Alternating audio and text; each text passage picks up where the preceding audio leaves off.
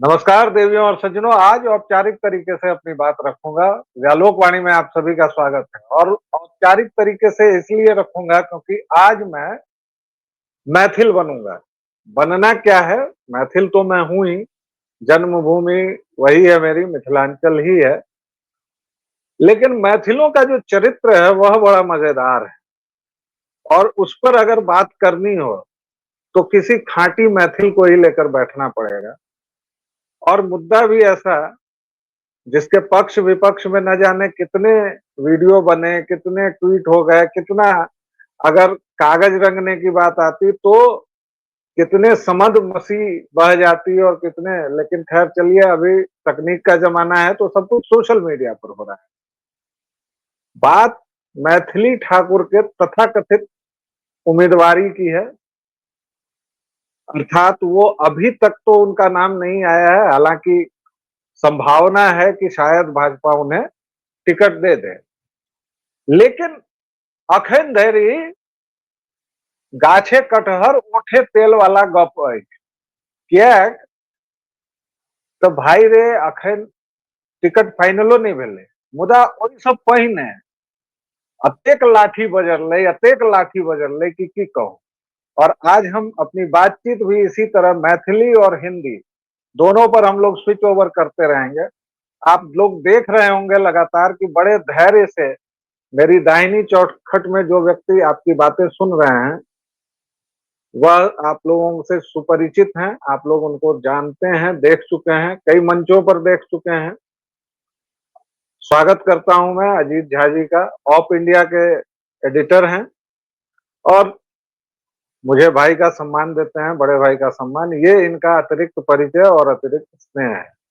झा जी, बहुत बहुत स्वागत है आपका। और आपकी अगर गणना करनी हो, आपका अगर वर्गीकरण करना हो तो अहाँ वही वर्ग में आयब जे एहि बात के लऽ कऽ बड्ड तामस में छै कि किएक मैथिली ठाकुर के टिकट भेटबाक चाही, वा किएक हुनकर उम्मीदवारी नहीं, आ मैथिली से छोड़ कऽ हुनकर बाबू पर गप तप। तो पहिने अहाँ अपन गप कहू, ओकरा बाद हम अहाँ से किछु सवाल पूछब। यानी पहले मैं अजीत झा जी की तरफ से आप लोग और मैं इनकी बात सुने, उसके बाद इनसे प्रतिप्रश्न प्रश्न सब होंगे। Jha ji, over to you, और आप अनम्यूट कर लीजिएगा जी। सर, पहले आप बोले कि टिकट का अभी कोई चर्चा नहीं है, टिकट मिला है कि नहीं मिलेगा, अभी गर्भनाल में है और अभी से विरोध हो रहा है। तो ये कोई आम लोग जो है उन्होंने ये चर्चा चलाई थी मैथिली ठाकुर को टिकट मिलना चाहिए या वो दावेदार है। खुद बीजेपी के एक नेता है विनोद कांबड़े, उन्होंने ट्वीट किया और लोगों को सूचित किया। उसके बाद जो है खुद मैथिली ठाकुर आई और उस समय लोगों का कयास था कि शायद बेनीपट्टी या अलीनगर से लड़ना चाहती हूँ।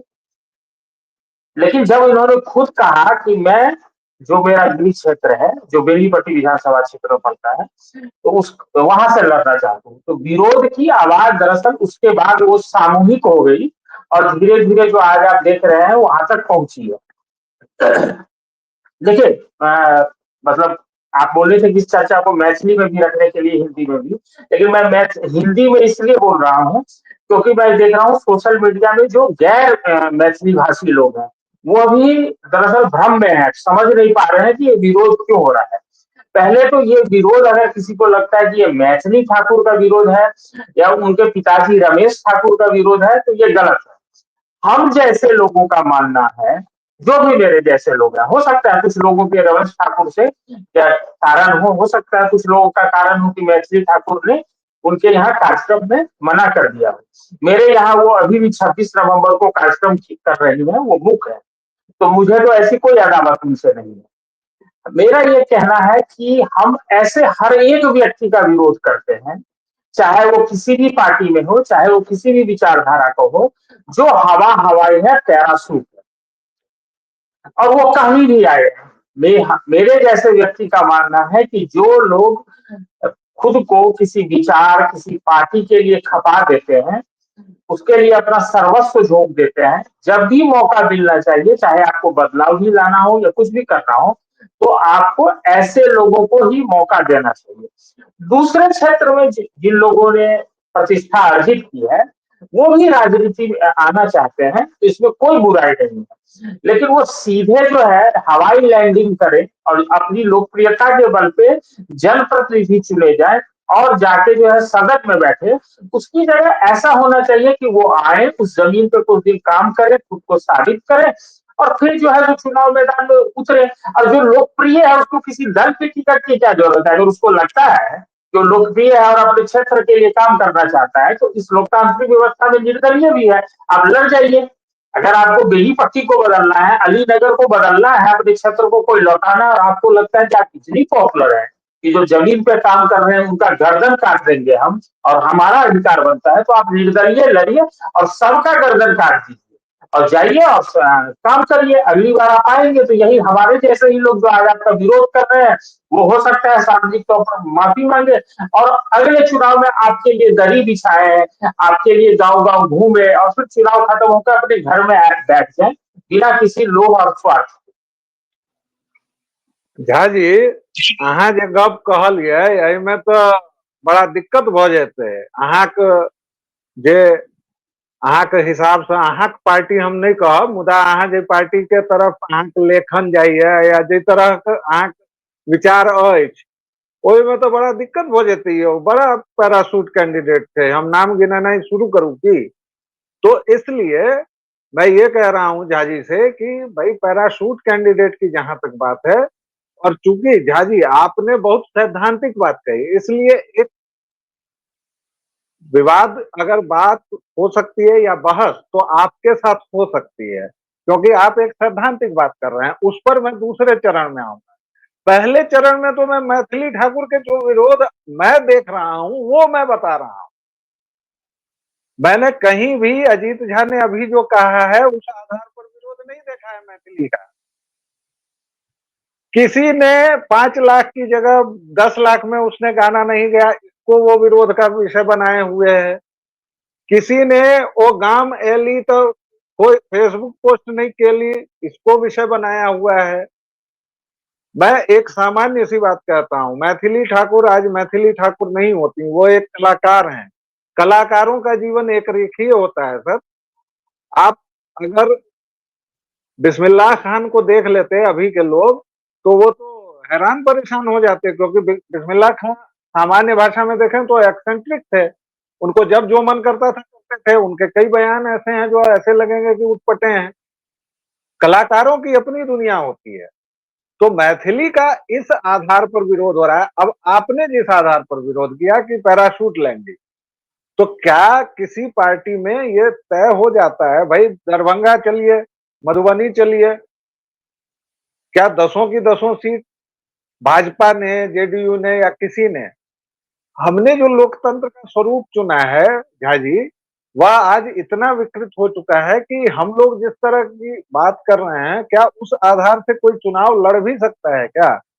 आप इस पर प्रतिक्रिया दीजिए, फिर मैं अगली बात आपको कहूंगा, सुनाऊंगा, फिर मैं उस पर आऊंगा कि सही मुद्दों पर कहां हो रहा है मैथिली का विरोध। मैथिली का विरोध तो व्यक्तिगत मुद्दों पर हो रहा है। नहीं, आप जो विरोध कर जिन मुद्दों को व्यक्तिगत कह रहे हैं, दरअसल वो व्यक्तिगत नहीं है। और ये क्यों नहीं व्यक्तिगत है, मैं बताता हूँ आपको। जब आप कहते हैं कि मैं इस क्षेत्र के लिए, इस भाषा के लिए काम करना चाहती हूँ, तो लोग उदाहरण अपने अनुभव बता रहे हैं आपको कि अगर आपको इस भाषा से, इस क्षेत्र से इतना ही प्रेम था, तो आपने जो है सो अहिल्या स्थान का कार्यक्रम से 20,000 रुपए कम मिलने पर क्यों नहीं किया?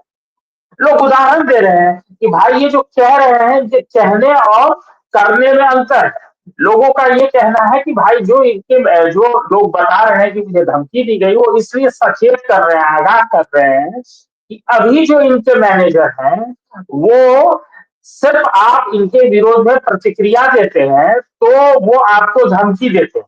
मान लीजिए कल को ये आपके जनप्रतिनिधि हो जाएंगे, तो इस बात की क्या गारंटी है कि वो जो है मैनेजर साहब अपना एक थाना नहीं खोलेंगे उस क्षेत्र में, और आज जो लोग भी विरोध में लिख रहे हैं उनकी पेशी नहीं होगी। तो ये जिसको आप निजी अनुभव कह रहे हैं, इन्हीं निजी अनुभवों से समाज की सामूहिक चेतना बनती है। और मैथिली ठाकुर में जो जब भी कभी होगी तो उस समाज के इस चेतना को इसलिए ध्यान रखना जरूरी है क्योंकि इंडियन आइडल में जब ये गई थी तब आपको ध्यान होगा कि ये शुरुआती चरणों में ही छट गई थी। मैं मानता हूं कि इन पे सरस्वती की कृपा है, पर इस तरह के जो संगीत की प्रतियोगिताएं होती हैं उसमें वोट से बहुत कुछ निर्धारण होता है।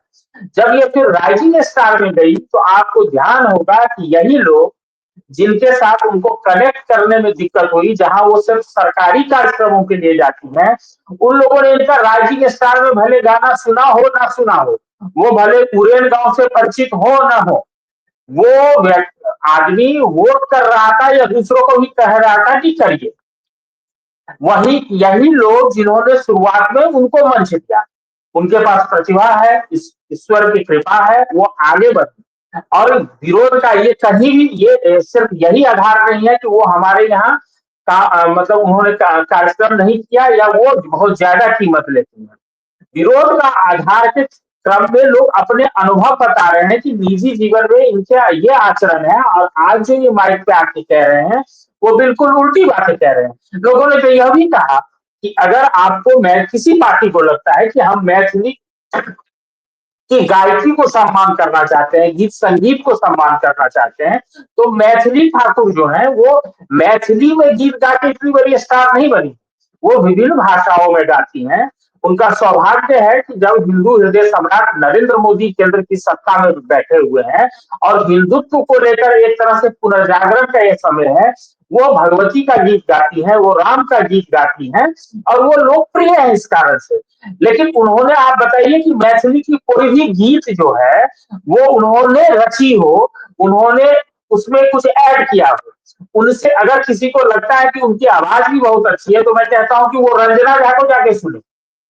अगर किसी को लगता है कि मैथिली गीत संगीत का सम्मान करना है तो पंडित कुंज बिहारी मिश्र को करिए ना, किसी ऐसे व्यक्ति को करिए जो मिथिला और मैथिली के संगीत को लेकर ही उसने अपना जीवन खपा दिया है, जो उन गांव की गलियों में जाता है, उन पगडंडियों से होके जाता है, कार्यक्रम करता है, जिसको पता है कि उस समाज की समस्याएं क्या है, मैथिली गीत संगीत कहाँ पीछे हट रहा है। तो हम मान सकते हैं कि कल को वो आवाज अगर सदन में जाएगा तो ठीक है, वो कम से कम संगीत के लिए तो कुछ करेगा, तो कम से कम कुछ इस इंडस्ट्री के लिए तो करेगा।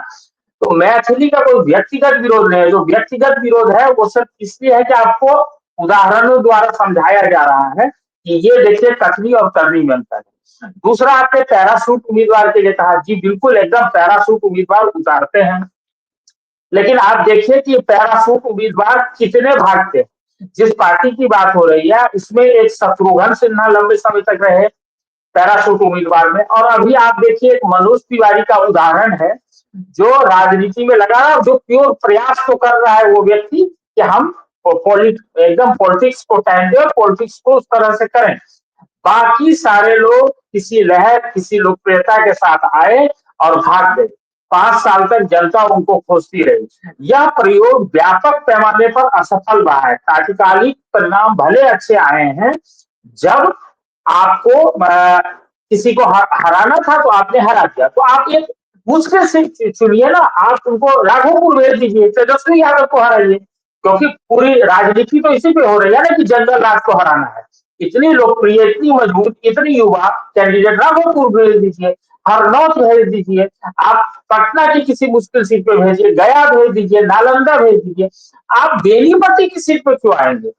और बेनीपट्टी की सीट पे तो मैं ये भी कहता हूं कि आपको लगता है कि मैथिली ठाकुर के परिवार से ही किसी को देना है तो उनके दियाद रणधीर ठाकुर को दे दीजिए। बेचारे 2-2.5 दशक से भाजपा में है, अपना सब कुछ गंवाए हैं, उसी चक्कर में धंधा का चौपट कर दीजिए। तो ये व्यक्तिगत विरोध नहीं है, जो भी विरोध आपको दिख रहा है वो सिर्फ और सिर्फ सामूहिक विरोध है।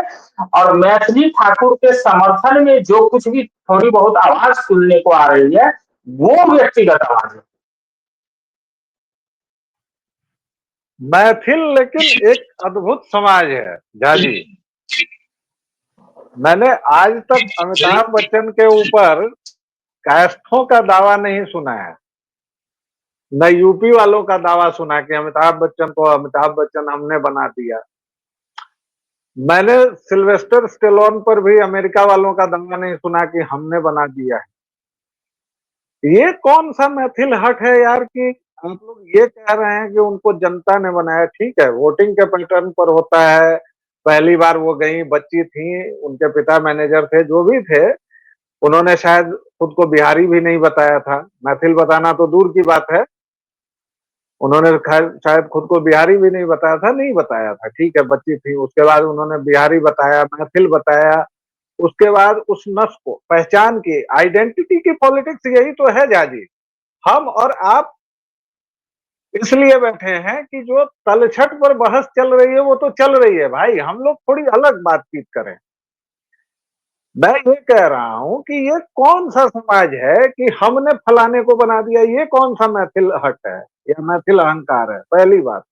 दूसरी बात, मैथिली ठाकुर आज के जमाने में आप फुले को गले लगा रहे हैं साहब, जिसकी किताब में बाकायदा, मैं राजनीतिक, विशुद्ध राजनीतिक बात कह रहा हूं, आप फुले को गले लगा रहे हैं और उस पर मैथिल समाज कोई आपत्ति नहीं कर रहा है, मैथिल ब्राह्मण समाज तक आपत्ति नहीं कर रहा है। आप अंबेडकर का पंचतीर्थ बता रहे हैं और उससे क्या क्या चीजें और बदल रही हैं, इस पर कोई बातचीत नहीं हो रही है। मोहन मिश्रा के नाम पर कितना बवाल मचा हुआ है ग्वालियर में है। चूंकि आपको हिंदू रहने के तौर पर नहीं दिया जा रहा है, और ये खैर एक विषयांतर हो जाएगा, उससे लौटते हैं। मैथिली ठाकुर वो ब्रांड एम्बेसडर हैं जो आपके प्रधानमंत्री को जय जय भैरवी असुद भयावनी सुना सकती हैं या सुनाई हैं। अभी आपके पास ऐसा कोई ब्रांड एम्बेसडर नहीं है। और मैथिलों के सम्मान की बात मत कीजिए गुरु। कवि प्रदीप के हम बचपन से देखने छिए, हमारे बाबूजी के वो ठीक ठाक मित्र रहथिन, आबैत रहथिन घर पर, गांव पर। की केलकन मैथिल सब उनका संगे, हमरा नहीं बुझल यौ, हमू वही माइट के छिए। तो प्रश्न ये है मित्र आपसे मेरा कि दो बातें आपने की, पैराशूट कैंडिडेट और जो पार्टी में जो खपा है, तिल तिल मरा है। आप और मैं दोनों जानते हैं कि आज की पॉलिटिक्स इज नथिंग अबाउट कार्यकर्ता। आज के दौर में शायद नरेंद्र मोदी भी शुरू करेंगे तो अब शायद अगला कोई नरेंद्र मोदी भाजपा में भी नहीं बने। और मुझे लगता है कि भाजपा और मार्क्सवादियों के अलावा तो बाकी सब प्राइवेट लिमिटेड हैं, एक व्यक्ति एक दल।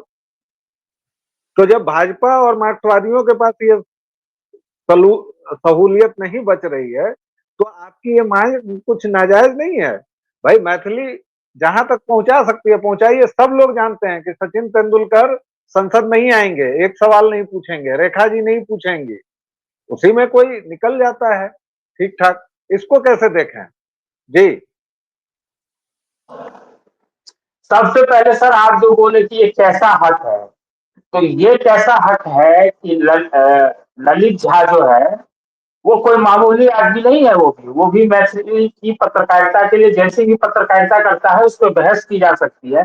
पर वो आदमी इस डिजिटल जमाने से मैथिली को कैसे जोड़ा जा सकता है उसकी पत्रकारिता को, उसके लिए उसने जीवन खपा दिया। और आपकी बेटी जब स्टार नहीं बनी रहती है वो मंच देता है और बाद में आप कहते हैं कि इस ललित नारायण झा को तो हमने बना दिया। तो शुरुआत भी यही तो आपने की। और दूसरी बात, जब आप उस मिट्टी की बात करके आप हक चाहते हैं, अधिकार चाहते हैं, कहते हैं कि हमारा इसलिए अधिकार है, तो भाई वो मिट्टी भी कहेगा कि ये अधिकार जो कर्तव्य थे आपके वो पूरे नहीं हुए। नंबर एक बात। नंबर दूसरी बात, आप ये कह रहे हैं कि ऐसा नहीं होता है इसलिए आप ऐसा विरोध नहीं होना चाहिए। हमारा सवाल है कि ठीक है, मान लीजिए किसी पार्टी का चाल चरित्र चेहरा बदल रहा है, तो क्या हम अपनी सहूलियत के हिसाब, इस पार्टी की सहूलियत के हिसाब से अपना भी चाल चरित्र चेहरा बदल ले? बहुत सारे लोगों को उसमें सहूलियत होती है वो बदलते हैं, बहुत सारे लोगों को उसमें सहूलियत नहीं होती है। तो लोकतांत्रिक व्यवस्था में उनको यह अधिकार मिला हुआ है कि वो अपनी भी जो उनका विरोध का स्वर है, जो वो असंतुष्टि का कारण है, वो जनता के सामने रखें। अब बाकी तो लोकतंत्र में फैसला तो मतदान से होगा। अब मेरे घर में तो होना नहीं है, न टिकट का फैसला मेरे घर में होना है। तो आप जो कह रहे हैं कि इसलिए जो है पार्टियां बदल रही हैं, बहुत कल्चर बदल गया है, इसलिए इस तरह से चलिए, तो ये कोई ठोस वजह नहीं है कि मैं अपने विचार बदलूं। इसके अलावा आपने कहा कि मैथिली ठाकुर हमारी ब्रांड एम्बेसडर बन सकती है, जय जय भैरव की आपने कहा कि प्रधानमंत्री को सुना सकती है। विद्यापति के गीतों को कोई जरूरत नहीं है मैथिली ठाकुर जैसे ब्रांड एम्बेसडर की। जय जय भैरव प्रधानमंत्री को अटल, सदैव अटल पे जिसने सुनाया वो भी मिथिला की ही दो बच्चियां थी और उनका नाम मैथिली ठाकुर नहीं है। जय जय भैरव इसी नवरात्रे में माता वैष्णो देवी के मंदिर में कुमार विश्वास ने गाया है, वो मैथिली नहीं है। तो विद्यापति को उनके गीत संगीत के लिए किसी मैथिली ठाकुर, किसी अजीत झा की जरूरत नहीं। लेकिन मैंने आपको कहा कि ठीक है, उनके ऊपर सरस्वती की कृपा है और उनको लोग स्नेह देते हैं और उन्नति मिले, लेकिन हम उनको ठेकेदारी नहीं दे सकते हैं, क्योंकि हमारी परंपरा की अगर ठेकेदारी भी दी जाएगी तो हमारे पास एक से एक रत्न है। गायकी छोड़ दीजिए और भी बाकी परंपराएं उठा लीजिए, तो हमारे पास तो ऑलरेडी जो है तो सारी व्यवस्थाएं हैं, विरासत है, जो हमारे ब्रांड एम्बेसडर हैं। तो हम मैथिली ठाकुर पर क्यों, ये अभी एक बच्ची है जो गीत संगीत की सेवा कर रहे हैं, उसके कंधे पे इतना भार नहीं देना चाहते हैं कि उन भार तले वो दब जाए। तो इसलिए इसकी भी चिंता नहीं करनी है कि वो हमारी ब्रांड एम्बेसडर हो सकती है। हमारी ब्रांड एम्बेसडर संजय झा क्यों नहीं हो सकते हैं? हमारे ब्रांड एम्बेसडर नीतीश मिश्रा क्यों नहीं हो सकते हैं? जब सियासत की ही बात आएगी तो हम अपने राजनीति में हमें ब्रांड एम्बेसडर खोजना होगा तो आपकी राजनीति से लोग खोजेंगे, बाहर से क्यों लाएंगे जो फुल टाइम राजनीति की है ही नहीं। उसके अलावा जो आपने महात्मा फुले वगैरह की चर्चा की, तो उस पर तो चूंकि अपना विषय नहीं है तो वो इतर हो जाएगा। अब ये आपने भी कहा, तो कुल मिला के हम लोग मैथिली ठाकुर को जो है पूरी ठेकेदारी मिथिला की नहीं देना चाहते हैं, और हम लोग चाहते हैं कि अगर सियासत की ठेकेदारी देनी हो तो हमारे पास अलग अलग वर्गों का, मतलब समाज के किसी भी वर्ग से आप उठा लीजिए, ऐसे लोग हैं जो सियासत में भी मिथिला और मैथिली के ठेकेदार हो सकते हैं। गीत संगीत में भी इससे सक्षम लोग हैं, वो ठेकेदार हो सकते हैं। ये सब हम इतनी छोटी उम्र में इनके कंधे पे नहीं डालना चाहते। बिल्कुल ठीक बात है। बहुत अच्छी बात है कि आपने जिस तरह से बाउंसर्स को झेला है उसके लिए मैं आपकी बड़ाई करता हूं, क्योंकि इतने साफ गोई से और इतने खुले मन से कोई बात नहीं करता है आजकल, और ये मंच ही कम हो गए हैं। इसीलिए मुझे लगता है कि हमारा पूरा सामाजिक जीवन भी उलट पुलट हो गया है। दर्शकों श्रोताओं, जरा सोचिएगा कि इस तरह की अगर बातचीत हो, ये वार्तालाप की अगर शैली हो, तो हम लोगों को क्या फिर से टीवी देखने में मजा नहीं आएगा? क्या हम लोगों को फिर से न्यूज देखने में मजा नहीं आएगा? और यही शास्त्रीय पद्धति है कि एक बोले तो एक सुने, और एक सुने तो एक बोले। और अगर किसी को बोलना हो बीच में तो ऐसे उठाए। और ये सब मुझे उसी जेएनयू ने सिखाया है जिसको ये भाई साहब रोज गरियाते रहते हैं। लेकिन झा जी, एकटा औरो विशेषता छे मैथिल समाज के, बुझलिए कि नहीं? विधापित आ जनक जी से नीचा उतरही के तैयार नहीं थे। माने बड़ नीचा उतरत अखन धरि दरभंगा महाराज धरि उतरे छे सब। 2025 छोड़ दियो, 1947 के बाद नहीं कतौ गुंजाइश है मैथिल समाज से। ओना अहाँ एक सवाल हमर डक कऽ देलहुं मैथिल पुत्र प्रदीप के, ओकरा बाद 10 टा नाम तो अहीं गिनेबै जिन लोगों की घोर अपेक्षा हुई, उपेक्षा हुई, और मैथिल समाज के वो रत्न थे, लेकिन उनको मरणोपरांत समझा गया या नहीं समझा गया। जगदम्ब अहीं अवलंब हमर, हे माय आहा बिन आस्कत। लगता है कि इससे कारुणिक, इससे भक्तिपूर्ण और इससे भाव प्रवण किसी भी भाषा में भगवती की कोई स्तुति मॉडर्न टाइम्स में लिखी गई है। शंकराचार्य को छोड़ दीजिए, बाकी को छोड़ दीजिए, लेकिन मुझे नहीं लगता हिंदी में या संस्कृत में अभी के टाइम उन मैथिल पुत्र प्रदीप को मैंने देखा है। तो इसलिए दर्शकों श्रोताओं, बात एक उम्मीदवारी की है, बात एक मैथिली ठाकुर की है, बात एक पूरे उस इलाके की है जो आज भी अगर बिहार में कहीं भी सब नेशनलिज्म कहीं मौजूद है तो वो मैथिलों के बीच है, भोजपुरियों के बीच अब नहीं रहा। वैसे तो पूरे बिहार में सब नेशनलिज्म नहीं है, जैसे भारत के दक्षिणी हिस्से के राज्यों में है कि हम तमिल हैं तो तमिल राष्ट्र, वैसा तो नहीं है, लेकिन फिर भी मैथिलों का सब नेशनलिज्म है उतनी जगह मौजूद। इसके बावजूद उस मैथिली ठाकुर का नाम आते ही, एक फोटो छपते ही इतना तीव्र विरोध हुआ। ये उस मैथिल समाज के डायनामिक्स को भी दिखाता है कि कितना गतिशील है यह मैथिल समाज।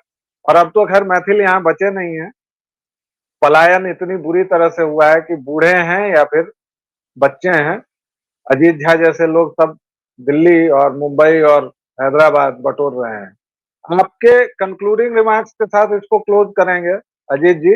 फिर से वही घूम फिर के सवाल, एक बार जरा सब्र करके भी किया जा सकता था। आप अगर बड़ा बोझ नहीं रखना चाहते हैं तो साहब, समाज की बेटी थी, भेड़ियों की तरह टूट पड़ने की जरूरत नहीं थी जी।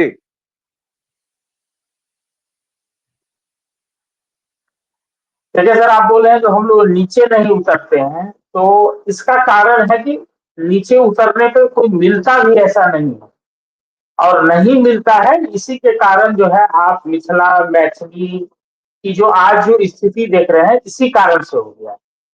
अगर मान लीजिए दरभंगा महाराज के बाद कोई वैसा विजनरी व्यक्ति होता, तो क्या मुझ जैसे व्यक्ति को पत्रकारिता करने के लिए दिल्ली आने की आवश्यकता थी? हमारे पास मैथिली का अखबार था उस समय, इस समय हमारे पास देश का सबसे प्रतिष्ठित अंग्रेजी अखबार था, सबसे प्रतिष्ठित हिंदी अखबार था, तो हमारे तो खुद के मीडिया संस्थान थे। उसके बाद किसी ने वैसा प्रयास नहीं किया, इसीलिए हमारा कोई वहां पे आदर्श नहीं है। तो कुल मिला के हर फील्ड में इसी तरह से वैसे प्रयास नहीं हुए, जिसके कारण मिथिला और मैथिली की भी स्थिति, उस इलाके की स्थिति आप देख लीजिए, विकास देख लीजिए, पिछड़ापन देख लीजिए, यही कारण है। जिस दिन आपको उस समाज से लगेगा कि हम नीचे उतर के हमने किसी में की बात करने लगे, किसी में आदर्श खोज लिया, किसी को अपना नायक बना लिया, तो आप यकीन मानिए कि उस दिन मिथिला मैथिली हो या उस क्षेत्र का पिछड़ापन हो, वो सब दूर हो जाएगा। उस भूमि की जो पुरानी प्रतिष्ठा थी, वही प्रतिष्ठा फिर से बहाल हो जाएगी। दूसरी बात आप जो कह रहे थे, धीरे धीरे हम ये कह रहे हैं कि आप एक कारण तो गिना दीजिए कि इस कारण से यह जो है मौका पाने के लिए सबसे योग्य है। आप कोई कारण तो गिना नहीं रहे हैं। जब आप कारण गिना नहीं रहे, आप ये कह दीजिए कि भाई ये मैथिली की सबसे बेहतरीन गायिका है। तो अगर हम आपको उसका तर्कसंगत जवाब नहीं दे पाए कि नहीं ये इससे बेहतर ये है, और 10-20 आपके सामने हम तथ्य नहीं रख पाए, तो ठीक है, उनकी दावेदारी बनती है। आप बता दीजिए कि इन्होंने मैथिली के लिए ये किया है, इस कारण इनकी दावेदारी बनती है। अगर मान लीजिए सिर्फ आपका नाम मैथिली रहने से हो, अगर आपके पिता का यह कथित दावा दावा कि मैं सबसे पहले तालाई बैच का था, जो कि यह भी झूठा दावा है। देखिए, रोष का एक कारण यह भी है, मैं उसी इलाके का रहने वाला हूँ, इनके परिवार के लोग आप जानते हैं कि इन्हीं परिवार के बच्चे मेरे सहपाठी भी रहे। ये लोग अच्छे गृहस्थ थे, और गृहस्थ का मतलब जो है, मैं दर्शकों के लिए बता देता हूँ कि ये मतलब नहीं होता अच्छे गृहस्थ का मतलब कि आपके पास 100-200 एकड़ जमीन, 200 बीघे की जमीन हो। मतलब ऐसा व्यक्ति या ऐसा घर जिसमें खाने पीने की दिक्कत नहीं हो, पहनने ओढ़ने की दिक्कत नहीं हो, पढ़ने की दिक्कत ना हो, घर ऐसा ना हो जिसमें पानी टूटी चूता हो, मतलब रहने की दिक्कत नहीं हो। ऐसे जो परिवार होते हैं जिनको कोई ऐसी कोई तंगी नहीं है, उनको बोलते हैं अच्छे खासे गृहस्थ। और ऐसे परिवारों ने पलायन किया, जिसमें हम जैसे लोग भी शामिल है, वो इसलिए किया कि समय जो है बहुत ज्यादा आर्थिक होते जा रहा था, तो लगा सब कुछ है तो अर्थ का फ्लो भी जो है तो बढ़ जाए। और उस समय हमारे इलाके के उद्योग धंधे रोजी रोजगार खत्म हो गए थे, इसलिए हम लोगों ने पलायन किया। हाँ, मैं जिस इलाके से आता हूँ, मैं जंगल राज को खारिज नहीं कर रहा हूँ, या रमेश ठाकुर जिस इलाके से आते हैं, उस इलाके में जंगल राज के जो भी बड़े आप मापदंड तय करते हैं, उनमें से कोई भी मापदंड उस इलाके में प्रभावी नहीं था। तो अगर हाँ, तो मैं वही लौटता हूँ कि अगर इसी दावे के आधार पर बनता है, तो फिर मिथिलांचल का हर बच्चा अपनी बेटी का, जैसे मैं भी आपको पता है बेटियों का पिता हूं, नाम मैथिली रख लेता हूँ। रमेश ठाकुर अच्छा नाम है तो रमेश ही नाम रखे, सरनेम बदल लेता हूँ, दावा करता हूँ पहले पाला एक बार का है, तो आप दीजिए टिकट, फिर तो आपके पास सीटें कम पड़ जाएंगी, मिथिला में बेटियां कम नहीं पड़ेगी। और जानकी की परंपरा की जी जो बेटियां हैं सारी बेटियां ओजस्वी हैं। जी हाँ, तो दर्शकों, मैथिल जिन विद्यापति, जनक और जनक नंदिनी तो हमारी माँ ही है, बहन ही है, तो उनके बारे में क्या कहना है। मिथिलांचल के लोग अभी भी अयोध्या की तरफ या उत्तर प्रदेश के उस इलाके की तरफ अपनी बेटियां नहीं ब्याहते हैं, इतने गुस्से में रहते हैं। और ये एकमात्र जगह है जहां प्रभु श्री राम को भी गालियां पड़ती हैं और उनके पिता को भी, और उनके पिता मुस्कुरा के भोजन करते रहते हैं। तो ये दिव्य भूमि है, लेकिन जैसे हमने अपने अनेक देव भूमियों को खोया, हमने कश्मीर खो दिया, उसी तरह मिथिलांचल का भी पतन हुआ है, बहुत गर्हित अवस्था में है। और इसको कहने में अगर किसी मैथिल को लाग लपेट है तो फिर भगवान उसका भला करे। मैं तो कहता आया हूँ, और मुझे मैथिल भी पर्याप्त संख्या में गाली देते हैं, बिहारी भी देते हैं। मतलब आप जब तक पहचान की राजनीति नहीं करेंगे, आपको चौतरफा गालियां मिलेंगी। सवाल इस बात का है कि मैथिली ठाकुर के बहाने मैंने अजीत झा को इसलिए भी बिठाया कि इनसे बहुत तेरे लोग बहुत तेरे सवाल भी पूछना चाहते थे, लेकिन उनकी पहुंच शायद इन तक नहीं हो पा रही थी। हालांकि ट्विटर वगैरह पर तो ये ठीक ठाक पत्रियां हैं, जवाब दे ही देते हैं, बहुत सारी चीजें साफ हुई हैं। लेकिन अगर आपके फिर भी कोई सवाल जवाब बचे हुए हों तो प्लीज अपने डिस्क्रिप्शन में, अपने कमेंट में डालिए उसको, और हम फिर से इनको पकड़ ले आएंगे।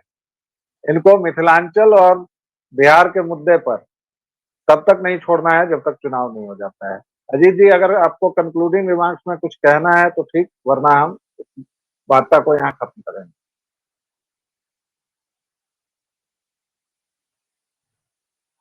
काफी है सर, अभी भी टिकट मिलने की संभावना है, तो फिर आगे करेंगे बात।